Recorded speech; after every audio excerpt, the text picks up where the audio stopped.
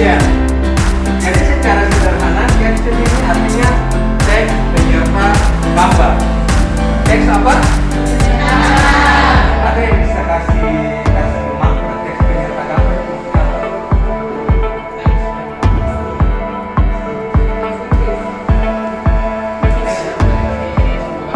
Teks yang berisi sebuah gambar.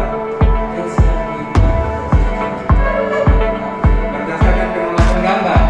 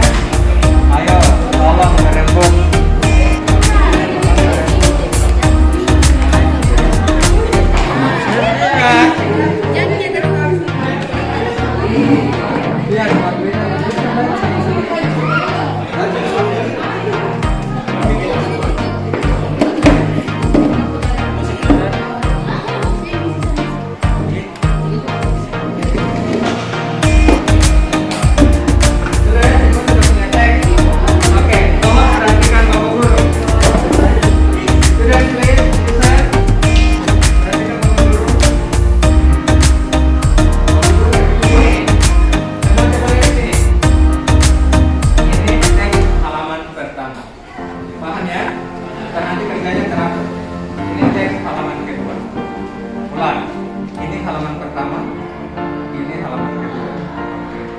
Lalu yang kalian lakukan di dalam kelompok yang pertama, write down the chief name, secretary name, and then the members of the group. Tulis dulu satu lembar kertas.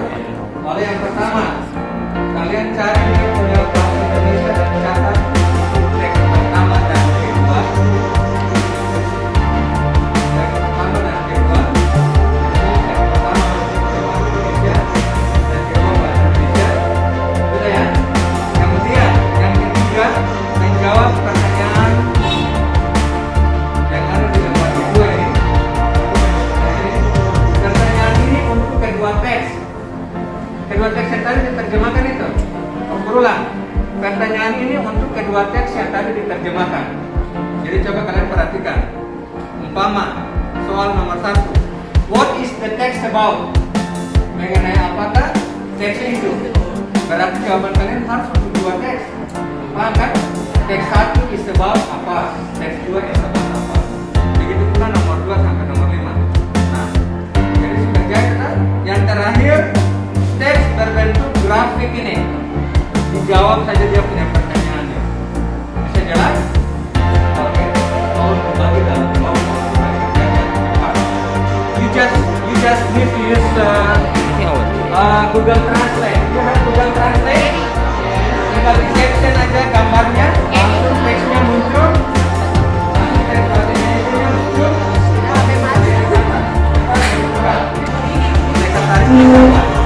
Masih dibagi tugasnya. Tolong cari langsung pertanyaannya.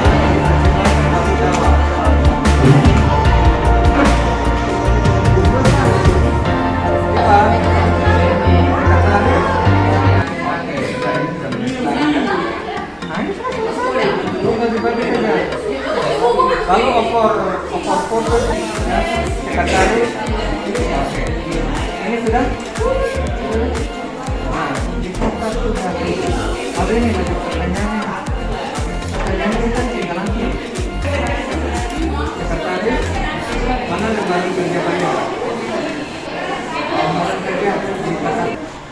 Nanti ini teks ini sudah dia dulu dikatakan sedikit.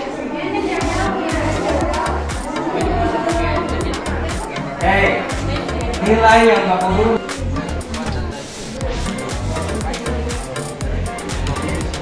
Nah, ini dia.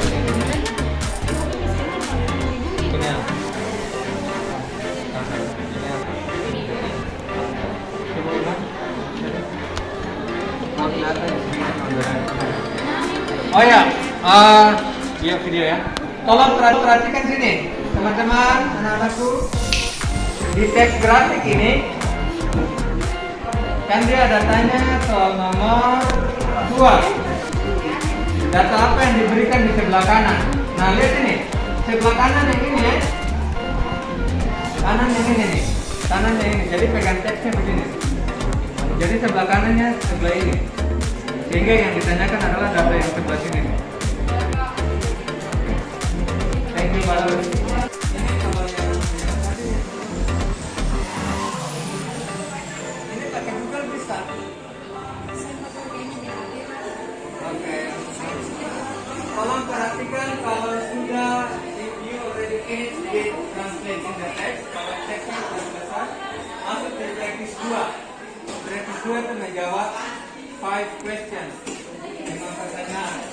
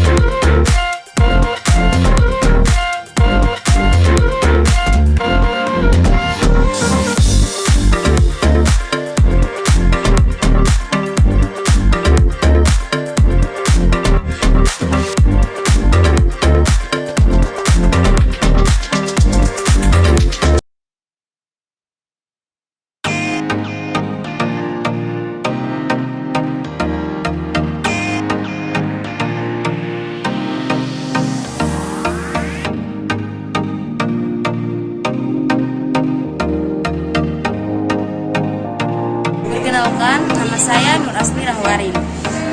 Untuk pembelajaran bahasa Inggris sendiri, menurut saya pembelajaran yang dibawakan oleh Pak Yusuf sendiri sangat bagus karena metode pembelajaran yang dibawakan oleh beliau sangat santai. Kemudian dengan santai begitu kami siswa dapat mengerti dengan jelas dan juga tanpa ada rasa tegang. Kemudian di sela-sela pembelajarannya, di sela-sela beliau mengajar, beliau juga memberikan motivasi-motivasi.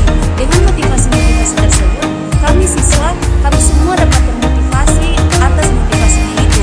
Dengan begitu, motivasi tersebut dapat membekalkan kami pada kehidupan yang akan datang. Itu saja yang dapat saya sampaikan. Ada pesan dari kami, yaitu untuk Bapak Guru sendiri, tetaplah menggunakan metode pembelajaran secara santai seperti ini untuk generasi-generasi yang akan datang. Karena metode ini sangat bagus, karena dengan begitu seluruh siswa dapat mengerti dengan baik. Kemudian itu saja yang dapat saya sampaikan. Terima kasih.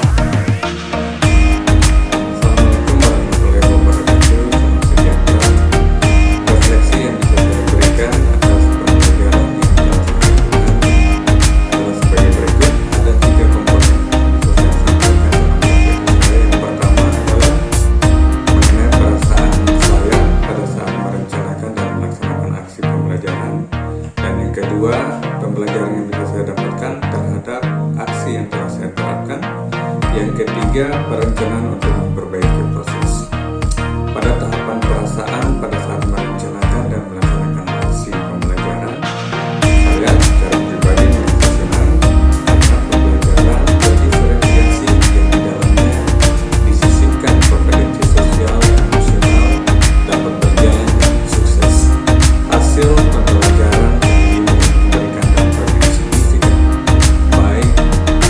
dibanding dengan pembelajaran yang saya lakukan sebelumnya. Pada pembelajaran yang sebelumnya, banyak siswa yang kurang aktif dalam mengikuti pembelajaran, sehingga berdampak pada hasil capaian belajar siswa. Hal ini sangat jauh berbeda ketika saya menerapkan pembelajaran berdiferensiasi ini. Pada saat saya menerapkan pembelajaran berdiferensiasi ini, hampir semua siswa proaktif dalam pembelajaran ini.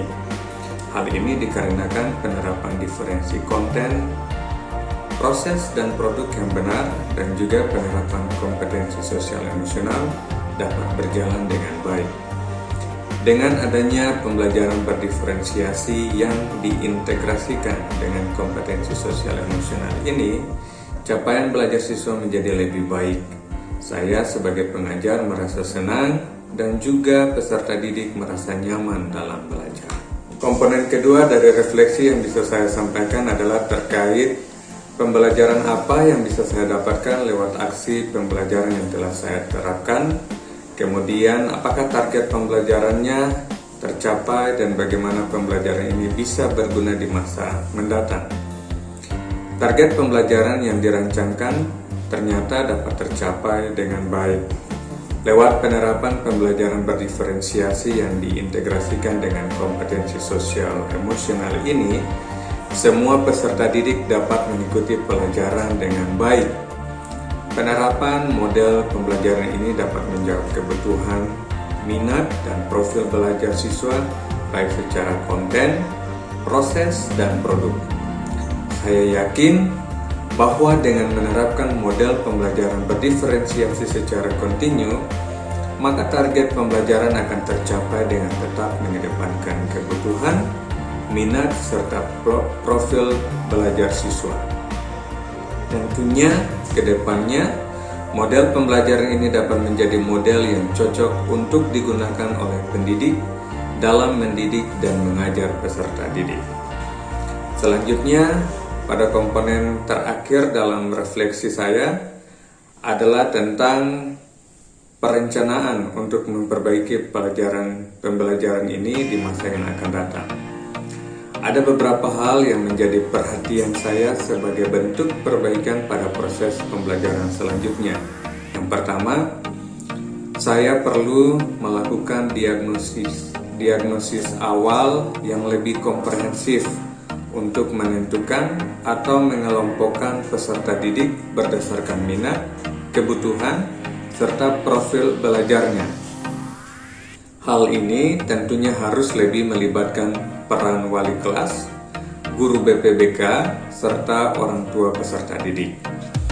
Yang kedua, dalam pelaksanaan proses pembelajaran berdiferensiasi, sebaiknya ditentukan lebih awal diferensiasi apa yang hendak ditonjolkan dalam pembelajaran, entahkah diferensiasi konten, proses, atau produk. Hal ini berkaitan dengan alokasi waktu yang diperlukan dalam pembelajaran, sehingga target capaian dapat terlaksana sesuai dengan waktu yang telah dialokasikan.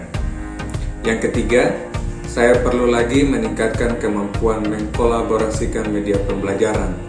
Dalam hal ini, saya perlu memperkaya media yang digunakan agar tidak terkesan media yang digunakan itu membosankan atau monoton bagi peserta didik. Demikian refleksi pembelajaran yang bisa saya sampaikan atas penerapan aksi nyata pembelajaran berdiferensiasi dengan mengintegrasikan kompetensi sosial emosional. Sekian, salam dan bahagia.